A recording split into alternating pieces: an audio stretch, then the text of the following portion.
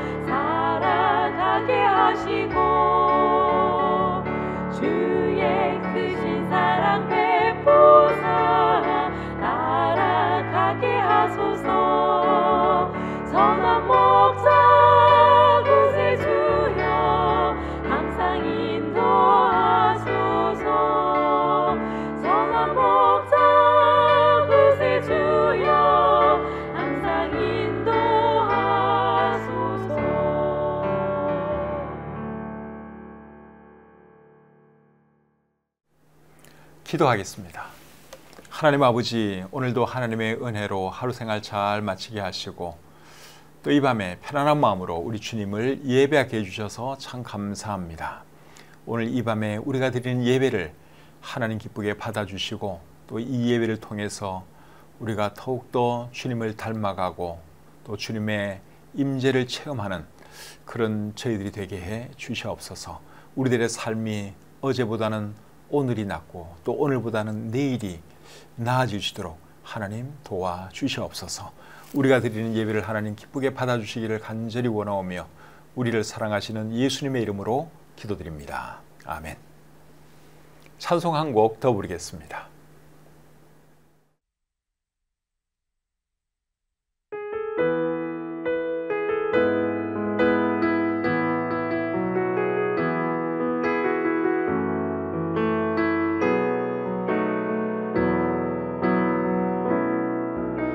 사랑하는 자의 목소리 듣기 원하네.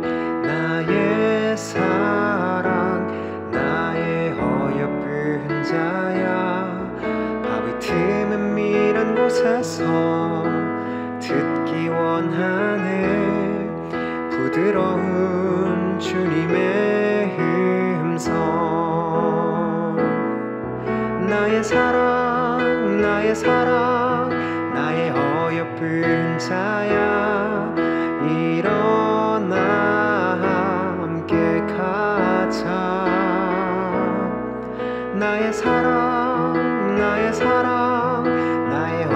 어여쁜 자야 일어나 함께 가자. 나의 사랑하는 자의 목소리 듣기 원하네. 나의 사랑 나의 어여쁜 자야 바위 틈은 미는 곳에서 듣기 원하네. 부드러운 주님의 음성. 나의 사랑 나의 사랑 나의 어여쁜 자야 일어나 함께 가자. 나의 사랑 나의 사랑 나의 어여쁜 자야 일어나 함께 가자.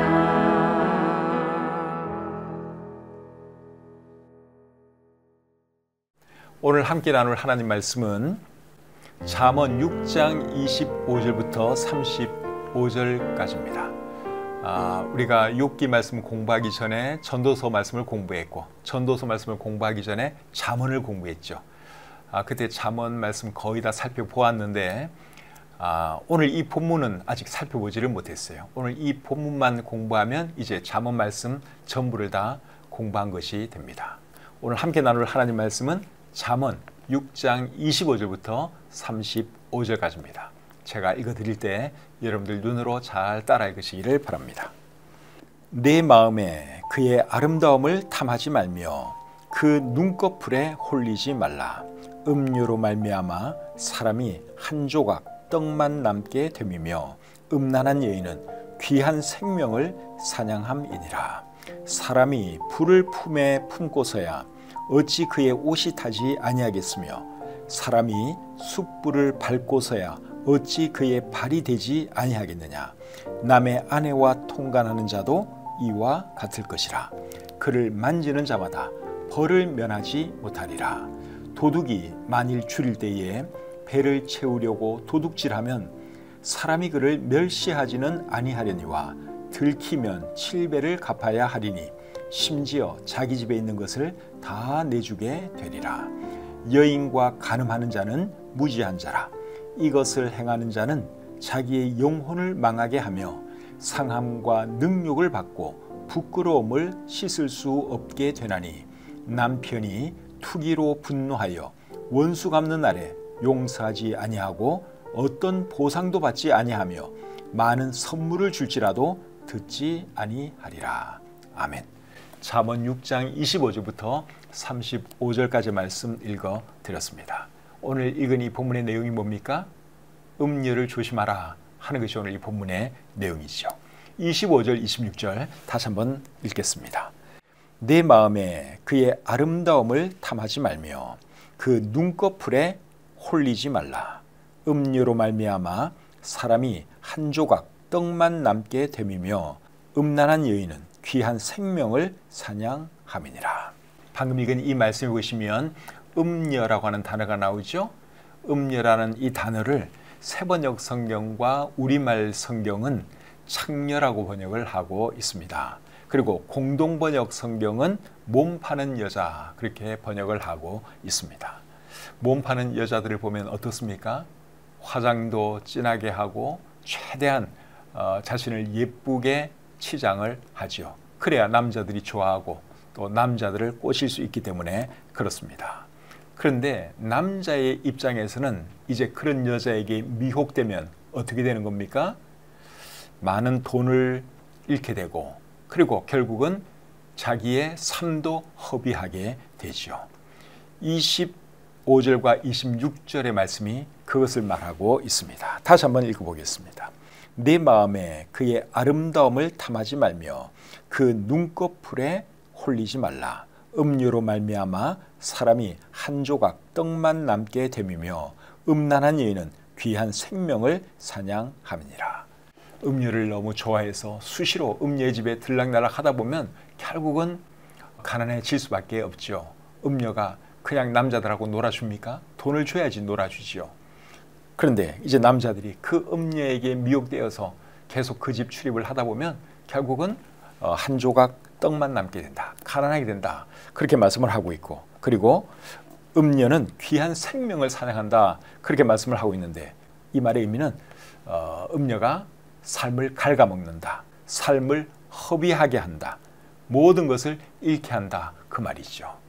그렇기 때문에 남자들은 이 음녀, 몸 파는 여자들을 조심해야 한다 하는 것을 오늘 이 본문이 우리에게 첫 번째로 말씀해 주고 있습니다. 27절부터 29절 계속 읽어보겠습니다. 사람이 불을 품에 품고서야 어찌 그의 옷이 타지 아니하겠으며 사람이 숯불을 밟고서야 어찌 그의 발이 되지 아니하겠느냐. 남의 아내와 통간하는 자도 이와 같을 것이라. 그를 만지는 자마다 벌을 면하지 못하리라. 사람이 여러분 불을 품에 품으면 옷이 탈 수밖에 없겠죠. 그리고 사람이 숯불을 밟으면 어떻게 됩니까? 발이 될 수밖에 없죠. 그와 마찬가지로 남의 아내와 통관하는 자는 벌을 받게 된다. 그렇게 말씀을 하고 있습니다. 이게 통간이라고 하는 말이 있는데 통간이라는 말은 결국 간통이라는 말인데 우리 사회에서는 통간이라는 말보다는 간통이라고 하는 말을 더 많이 쓰죠. 간통을 하면 벌을 받게 된다 그랬는데 누구의 벌을 받게 되는 겁니까? 하나님의 벌을 받게 되는 것이죠. 우리나라 법에는 간통죄가 없어졌는지 모르지만 하나님의 법에는 여전히 간통죄가 있습니다. 10계명 중에서 제7계명이 뭐죠? 간음하지 말라 하는 것이죠. 하나님은 간음하는 것을 죄라고 보십니다. 우리나라 법은 간통죄 이제 이런 거 없어요. 그럼에도 불구하고 하나님은 여전히 사람들을 향하여 간음은 죄라고 말씀해 주고 있습니다. 그렇기 때문에 간음을 하면 안 된다. 음행을 하면 안 된다. 오늘 이 본문이 그것을 우리에게 말하고 있죠. 30절부터 35절 계속 보겠습니다. 도둑이 만일 줄일 때에 배를 채우려고 도둑질하면 사람이 그를 멸시하지는 아니하려니와 들키면 7배를 갚아야 하리니 심지어 자기 집에 있는 것을 다 내주게 되리라. 여인과 간음하는 자는 무지한 자라. 이것을 행하는 자는 자기의 영혼을 망하게 하며 상함과 능욕을 받고 부끄러움을 씻을 수 없게 되나니 남편이 투기로 분노하여 원수 갚는 날에 용서하지 아니하고 어떤 보상도 받지 아니하며 많은 선물을 줄지라도 듣지 아니하리라. 배고픈 사람이라도 도둑질을 하면 결국 벌을 받을 수밖에 없지요. 하물며 남편 있는 여자와 간음을 하면 어찌 벌을 피할 수 있겠느냐. 그 말씀을 하고 있습니다. 그렇기 때문에 간음을 해서도 안 되고 음녀의 아름다움에 미혹되어서도 안 된다 하는 것이 오늘 이 본문이 우리에게 말씀하는 내용입니다. 본문이 주는 교훈은 간단하게 말하면 음란과 음행을 피하라 하는 것이죠. 옛날이나 지금이나 남자들이 제일 쉽게 범할 수 있는 죄가 음란과 음행의 죄라고 할 수 있습니다. 남자들이 얼마나 음행과 음란의 죄에 쉽게 빠지는가 하면 다윗과 유다를 봐도 알 수 있습니다. 여러분 다윗 잘 알고 계시죠? 다윗은 정말 믿음이 좋은 사람이에요. 하나님을 뜨겁게 사랑했던 사람입니다. 그런데도 이 다윗이 한순간 실수해서 음행과 음란의 죄에 빠지고 말았죠. 사무엘하 11장 2절 3절 말씀을 한번 보겠습니다. 저녁 때에 다윗이 그의 침상에서 일어나 왕궁 옥상에서 거닐다가 그곳에서 보니 한 여인이 목욕을 하는데 심히 아름다워 보이는지라. 다윗이 사람을 보내 그 여인을 알아보게 하였더니. 다윗이 어느 날 저녁에 잠이 안 와서 옥상에 올라가서 거닐다가 뭘 봤습니까? 한 여인이 목욕하는 것을 보았죠.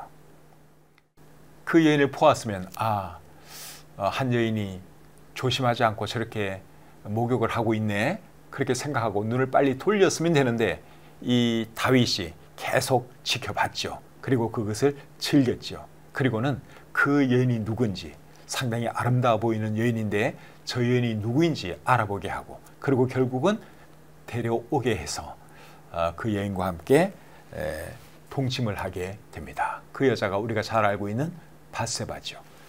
다윗이 여러분 정말 믿음 좋은 사람인데 하나님도 뜨겁게 사랑한 사람이고 정말 놀라운 믿음의 사람인데 한순간 무너지는 것 보세요. 이런 거 생각하면 얼마나 남자들이 쉽게 음행과 음란의 죄에 빠지는가 하는 것을 알 수 있습니다. 야곱의 넷째 아들 유다도 여러분 상당히 괜찮은 사람이에요. 야곱에게 12아들이 있었는데 그 12아들 중에서 제일 괜찮은 사람 중에 한 사람이 유다였습니다. 예수님이 유다의 혈통으로 이 땅에 오셨죠. 근데 이 유다가 굉장히 괜찮은 사람인데 이 사람도 한순간의 실수로 결국 음행의 죄를 짓고 말았습니다. 창세기 38장 15절 16절을 보겠습니다.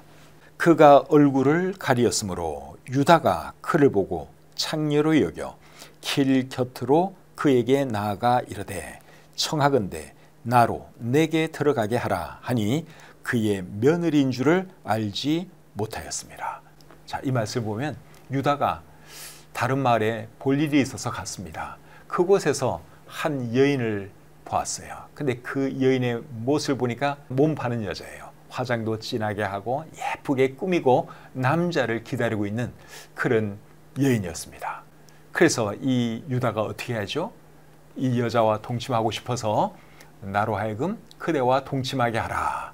그렇게 이제 접근을 하죠. 그렇게 해서 이 유다가 그 여자와 동침을 하게 되는데 사실은 그 여자가 누구였습니까? 자기 며느리였어요. 며느리가 일부러 이 시아버지에게 그렇게 접근을 한 것입니다. 그래서 이 유다는 본의 아니게 자기 며느리와 동침한 그런 사람이 되고 말았습니다. 참 부끄러운 일이죠. 한순간의 실수 때문에 그 음욕을 자제하지 못해서 이런 큰 죄를 저지르고 말았습니다. 여러분, 다윗이나 유다 같은 사람이 이런 죄에 지은 것을 보면 저나 여러분들 같은 사람들은 얼마나 더 쉽게 이 죄에 빠질 수 있겠습니까? 그렇기 때문에 우리가 정말 조심해야 하는 것이죠. 이 면에 있어서 우리에게 좋은 본을 보여준 사람도 있는데 그 사람은 요셉이죠. 요셉은 젊은 나이에 애굽의 종으로 팔려갔죠. 보디발이라고 하는 사람의 집에서 이제 일을 하게 되었는데 보디발의 아내가 요셉을 너무 좋아하는 겁니다. 그래서 요셉과 동침하고 싶어서 날마다 요셉을 유혹하죠. 그런데 요셉이 넘어갔습니까? 안 넘어갔습니까? 안 넘어갔죠. 자, 창세기 39장 10절을 한번 보겠습니다.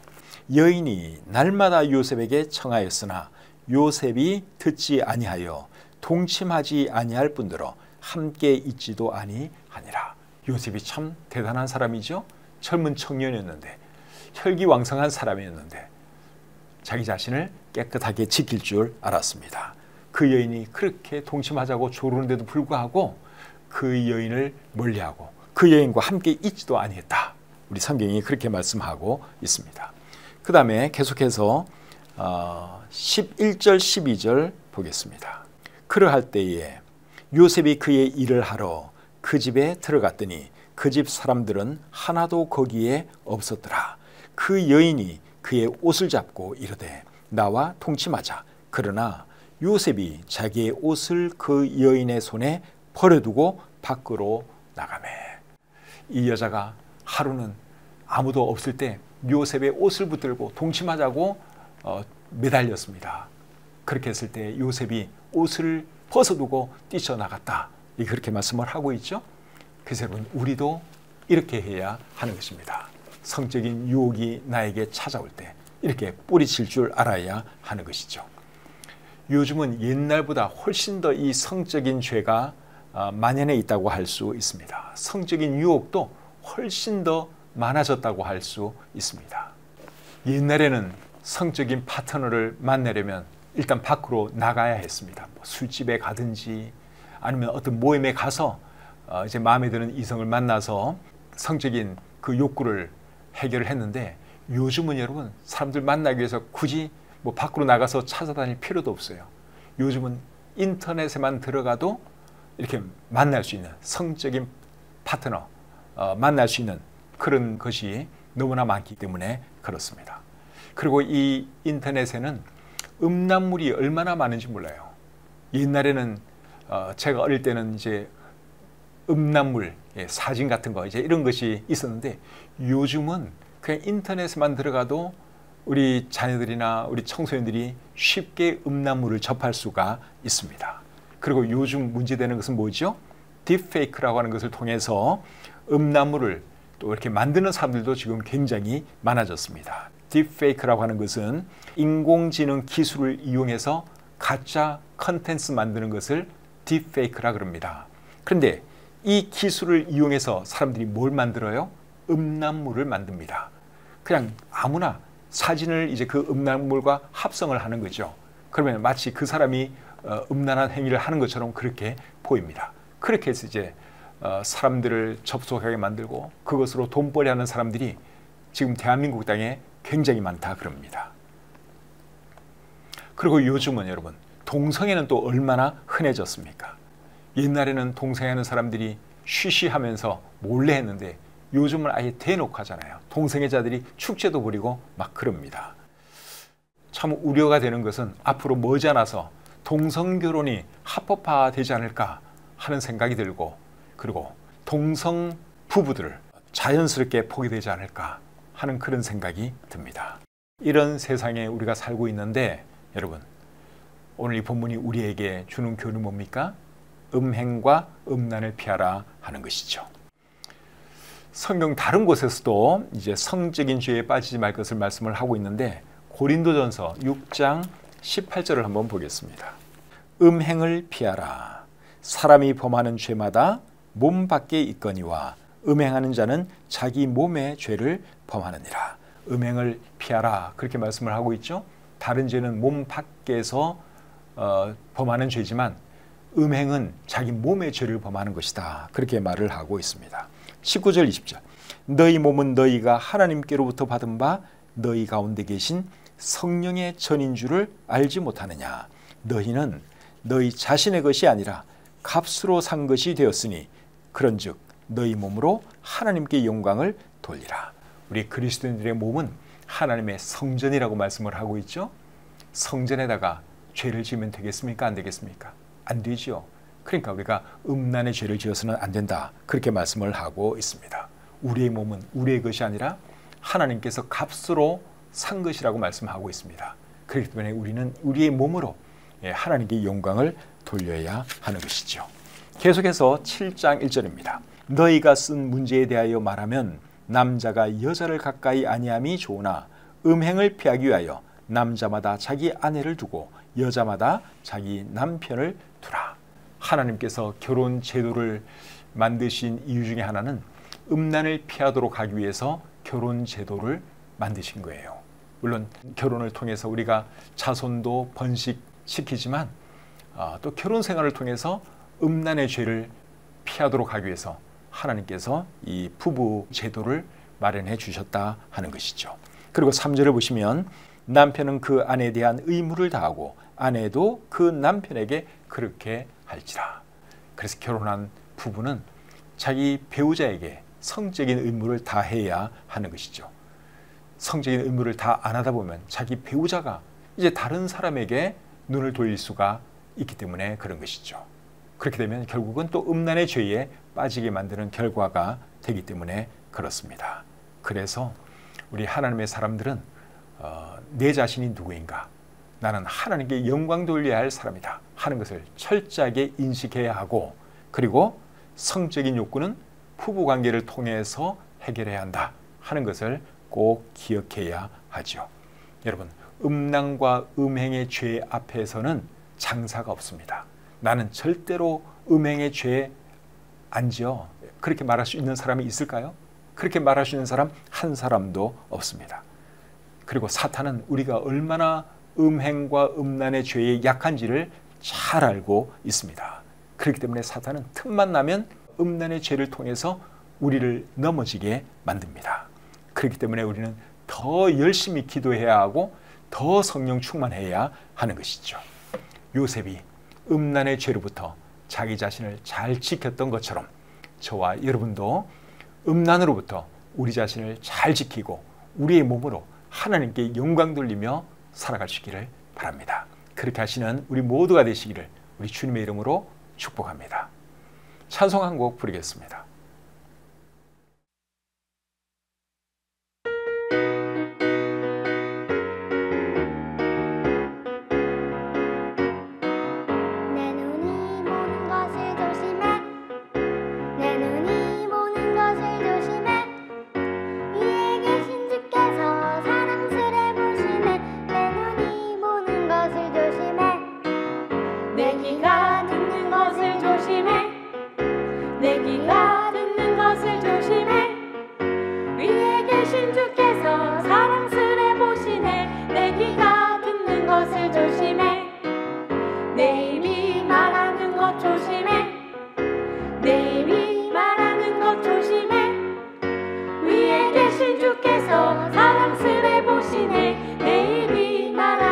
조심해. 내 손이 하는 것을 조심해. 내 손이 하는 것을 조심해. 위에 계신 주께서 사랑스레 보시네. 내 손이 하는 것을 조심해. 내 발이 가는 곳을 조심해. 내 발이 가는 곳을 조심해. 위에 계신 주께서 사랑스레 보시네. 내 발이 가는 곳을 조심해.